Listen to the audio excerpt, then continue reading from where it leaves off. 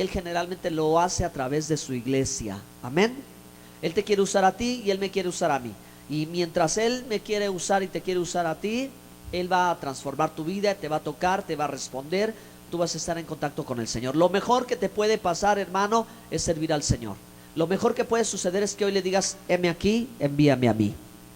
¿Usted quiere decirlo conmigo? Heme aquí, envíame a mí. Ya podemos empezar a grabar. Entonces, el día de hoy, hermanos, vamos a hablar acerca de el sentido profético que tiene el año 2016. ¿Ok? Entonces, 2016, hermanos, es el año del jubileo.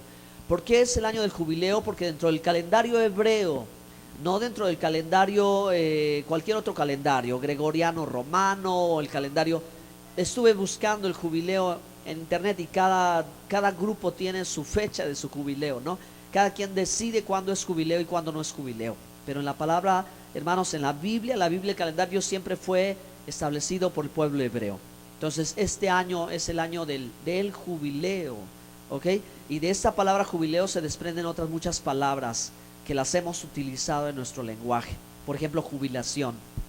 Cuando hablamos de jubilación, hablamos de que ya se completó un tiempo de trabajo y ahora viene un tiempo de descanso, viene un tiempo de bonanza, un tiempo de prosperidad, un tiempo para disfrutar la vida.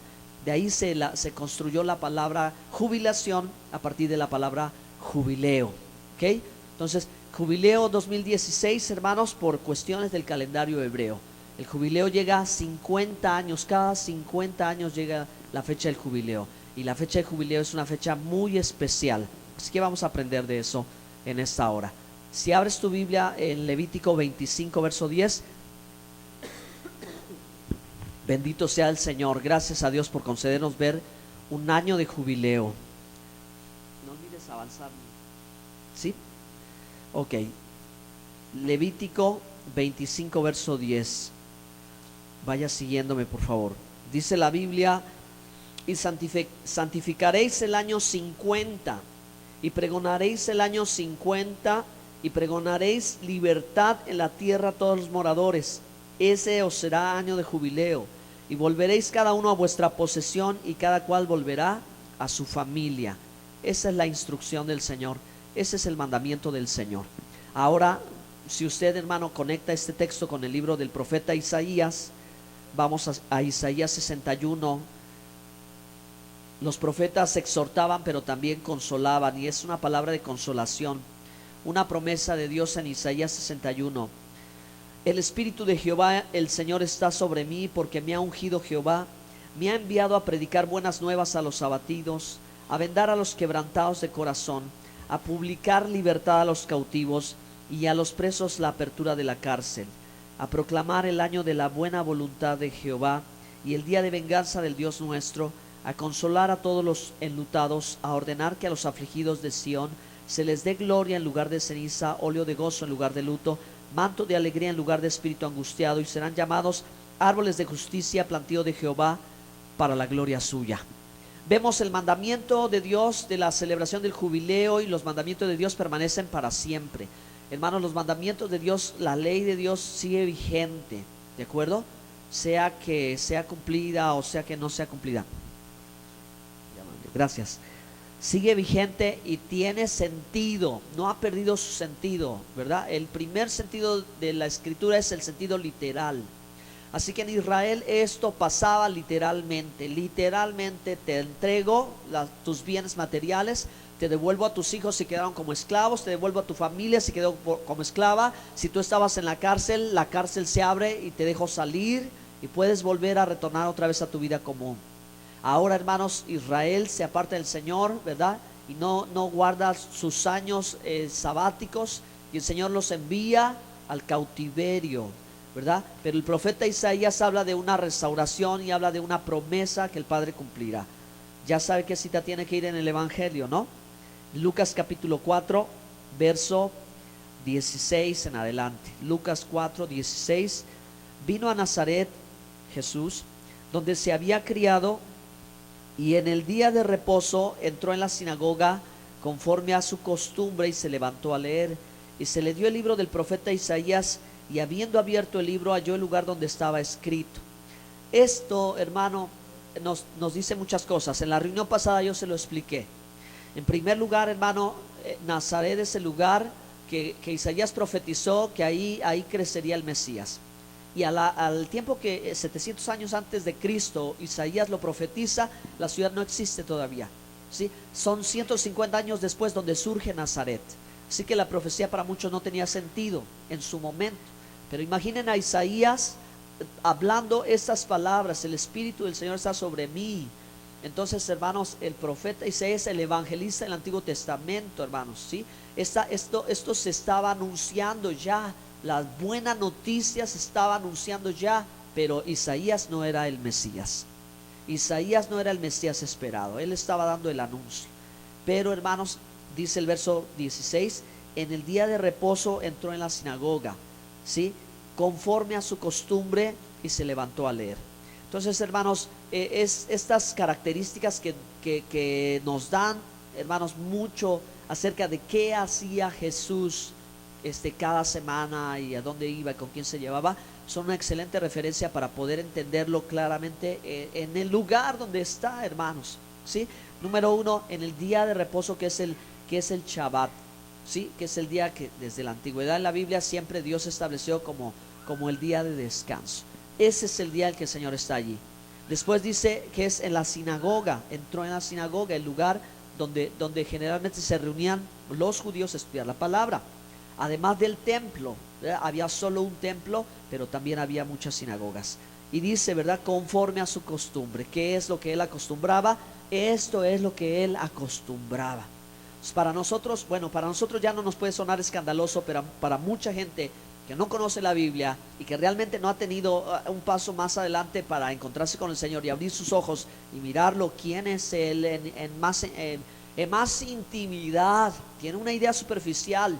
No tiene que llegar a mirar bien, ver bien a Yeshua, Jesús el Señor, el Mesías Yeshua, en la sinagoga de Nazaret. Imagínenselo, ¿verdad?, abriendo el rollo, ¿verdad?, que estaba en el hebreo y leyéndolo en su lengua natal, en su costumbre que él lo hacía.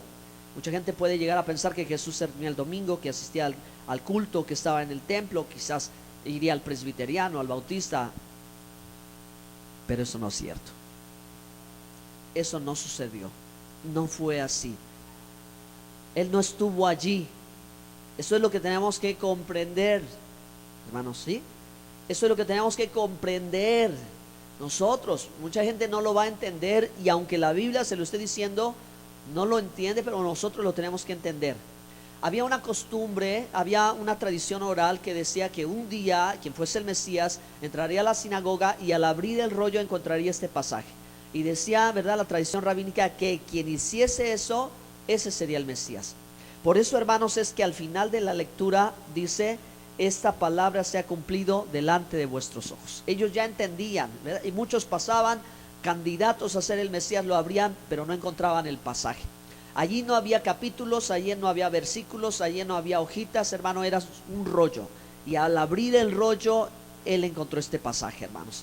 Dice: el Espíritu del Señor está sobre mí, por cuanto me ha ungido para dar buenas nuevas a los pobres, me ha enviado a sanar a los quebrantados de corazón, a pregonar la libertad a los cautivos y vista a los ciegos, a poner en libertad a los oprimidos, a predicar el año agradable del Señor. Y ahí se detuvo. El año agradable del Señor, hermanos, es el año del jubileo. Amén. Y Cristo es, hermanos, el cumplimiento de este mandamiento y de esta profecía, de esta promesa para nosotros. Dice el verso 20: y enrollando el libro, lo dio al ministro y se sentó. Los ojos de todos en la sinagoga estaban fijos en él, y comenzó a decirles: hoy se ha cumplido esta escritura delante de vosotros. ¿Quieren darle al Señor un aplauso de alabanza, hermanos? Alaben al Señor.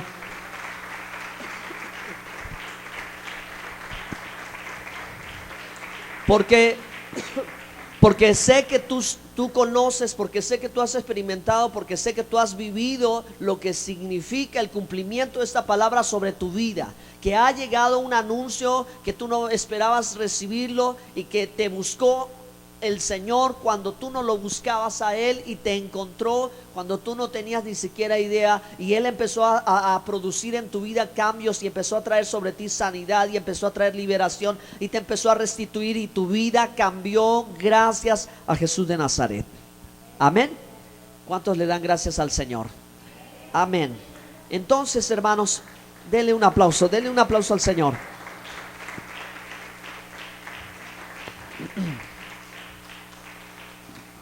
Una pregunta valiosísima siempre es ¿para qué? Siempre es ¿para qué el Señor estableció el jubileo? Y encontré este propósito, hermanos, de lo cual yo creo que nos debe llegar a nuestro corazón y nos debe llegar a la comprensión mucho, que tiene que ver con nuestras vidas y la bendición tan grande, hermanos, que es vivir y que es experimentar el jubileo de Dios.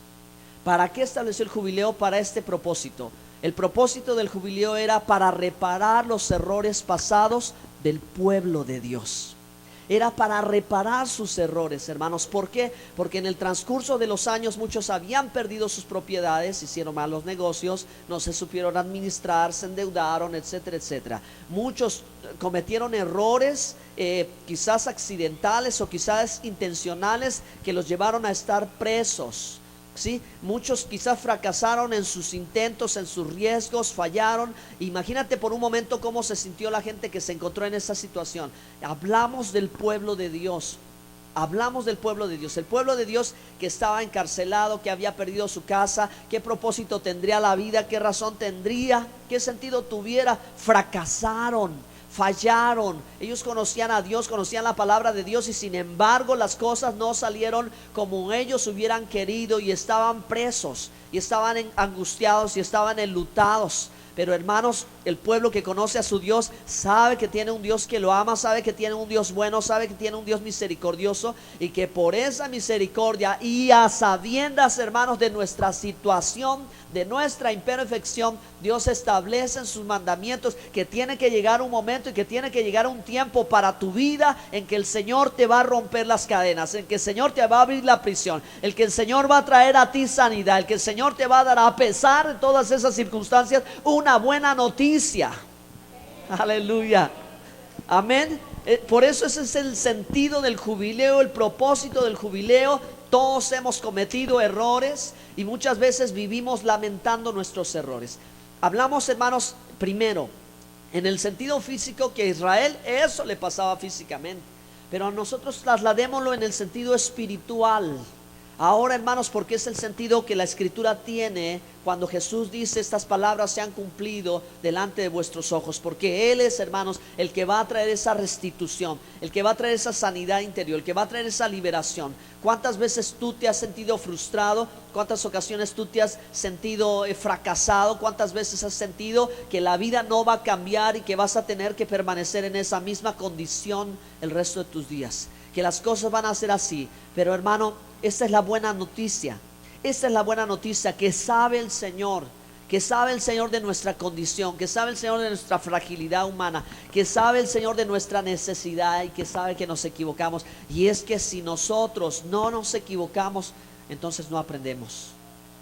Si nosotros no cometemos errores, hermanos, entonces ¿de dónde tendremos la experiencia?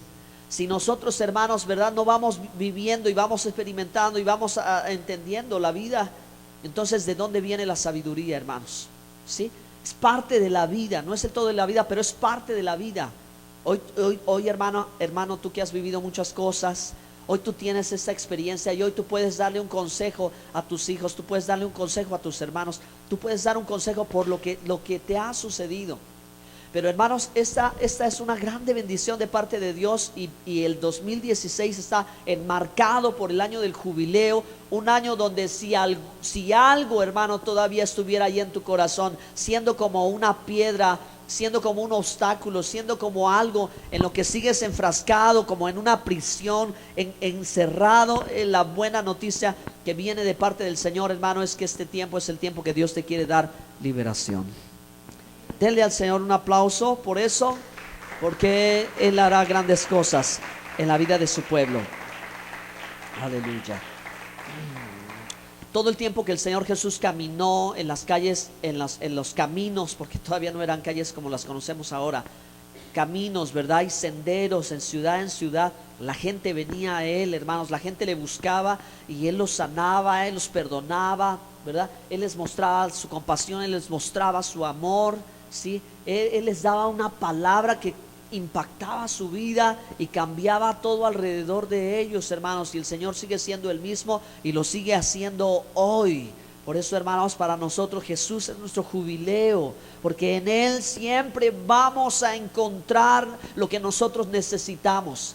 En Él vamos a encontrar, hermanos, esa solución, porque nosotros somos personas con problemas, pero Dios es un Dios con soluciones.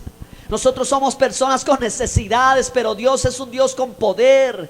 Nosotros somos personas frágiles, pero tenemos a un Dios inconmovible. Él permanece para siempre. Amén. Así que del cielo, hermanos, se emite un sonido. Por eso está la imagen del shofar, porque cuando llegaba el tiempo del jubileo se hacía sonar el shofar en todos los lugares para anunciar que empezaba un año de jubileo. Y en ese año de jubileo, en ese año iban a suceder 4 cosas importantes, dice la Biblia. La primera de ellos, hermanos, es que se pregonaba el descanso. Sí, en ese año era un año para descansar de las labores del trabajo. Imagínense, hermano, tanto tiempo y tantas jornadas de trabajo, que por eso hagamos de cuenta que llegaba un año de jubilación. Un año de jubilación, pero no para una persona. Esto es increíble. Por eso los sistemas políticos hoy no funcionan, porque no tienen los principios de Dios, porque no están guiados por la palabra de Dios. Pero, hermano, imagínate toda una nación de descanso. Imagínate, hermano, gente que trabajó, que construyó, que sirvió a su país, y de pronto, ¿verdad?, a todos, sea que llevara 2 años o 3 años o 5 o 49, de pronto le llegaba el anuncio: es un año de jubileo. ¿Cómo estaba el pueblo, hermanos? ¿Cómo se sentiría al saber que el creador de los cielos, el que manda la lluvia, el que da la luz del sol, el que hace que la hierba crezca, florezca y los árboles produzcan, de parte de Él venga un anuncio y te diga: este es un tiempo para descansar? Es maravilloso, hermano. ¿Cuántas cosas quieres hacer en la vida? ¿Cuántos sueños quieres cumplir y no los puedes lograr porque tienes que trabajar? ¿Cuántas metas se frustran y se quedan a un lado? ¿Cuánto tiempo te falta dedicarle a tu familia? ¿Cuánto tiempo te falta dedicarte a ti mismo, a tu salud? Y no lo encuentras porque siempre estamos encerrados en la rutina, como Israel en Egipto, bajo el yugo de Faraón, que no podemos romper esa rutina, hermano. Pero la palabra de Dios tiene la solución, y siempre te vas a encontrar con eso de parte de Dios.